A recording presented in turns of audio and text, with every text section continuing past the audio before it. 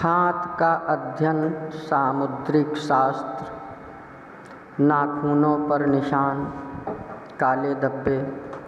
जिस व्यक्ति की उंगलियों के नाखूनों पर काले धब्बे होते हैं तो यह समझ लेना चाहिए कि ऐसे व्यक्ति पर महान विपत्ति अर्थात दुख आने वाला है।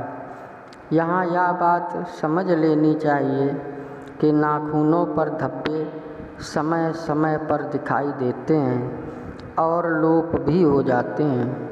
जब भी उंगलियों पर काले धब्बे दिखाई देने लग जाएं, तब यह समझ लेना चाहिए कि इस व्यक्ति के रक्त में दूषितता आ गई है। शीघ्र ही ऐसा व्यक्ति चेचक, मलेरिया, बुखार या ऐसी ही किसी रक्त से संबंधित बीमारी से पीड़ित होने वाला है। तो सफ़ेद धब्बे, नाखूनों पर सफ़ेद धब्बे रक्त भ्रमण में गतिरोध को स्पष्ट करते हैं और ये धब्बे भावी रोग के सूचक होते हैं। जब ऐसे धब्बे उंगलियों पर दिखाई देने लग जाएं, तो यह समझ लेना चाहिए कि वह व्यक्ति शीघ्र ही बीमार पड़ने वाला है।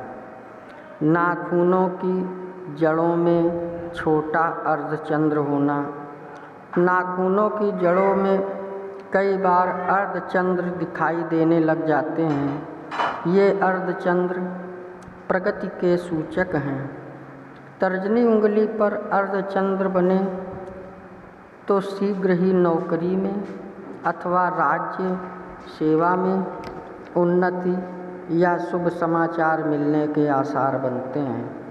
मध्यमा उंगली पर अर्धचंद्र इस बात का सूचक है कि व्यक्ति को शीघ्र ही मशीनरी संबंधी कार्यों में लाभ होने वाला है तथा उसे आकस्मिक धन लाभ अथवा शुभ समाचार मिल सकेंगे। अनामिका उंगली पर यदि ऐसा अर्धचंद्र दिखाई दे तो शीघ्र ही सम्मान, वृद्धि, प्रतिष्ठा वृद्धि एवं समाज में आदर बढ़ता है।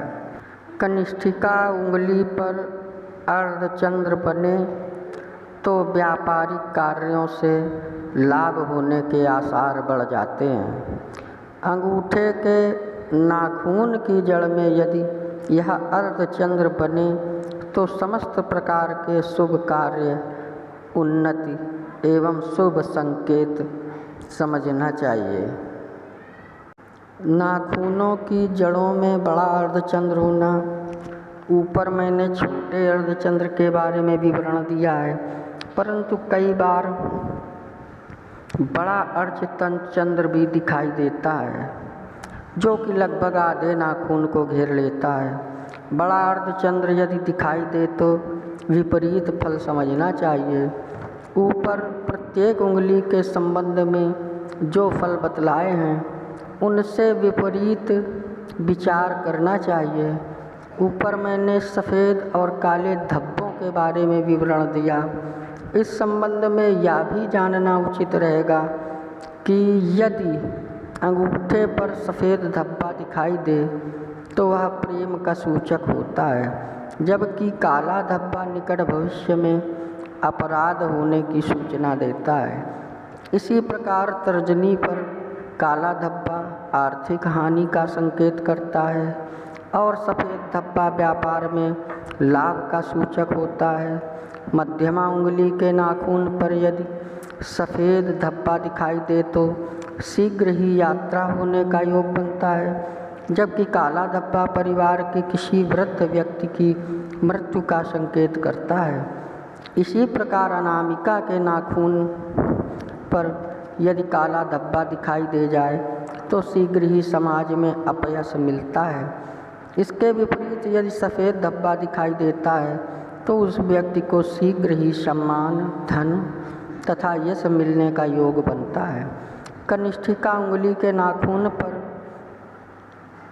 सफ़ेद धब्बा अपने लक्ष्य में सफलता का सूचक माना गया है, जबकि काला धब्बा असफलता का द्योतक होता है।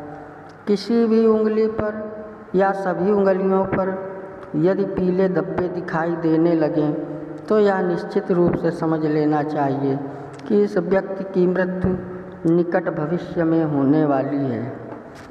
कभी कभी लाल छींटे भी दिखाई दे जाते हैं। ज्योतिष शास्त्र के अनुसार ये भी अशुभ संकेत ही करते हैं और यदि किसी भी उंगली पर या सभी उंगलियों पर लाल छींटे या लाल धब्बे दिखाई दे जाएं तो उस व्यक्ति की हत्या होने का संकेत समझ में आता है। वस्तुतः नाखून और नाखूनों पर पाए जाने वाले चिन्ह अपने आप में बहुत अधिक महत्व रखते हैं।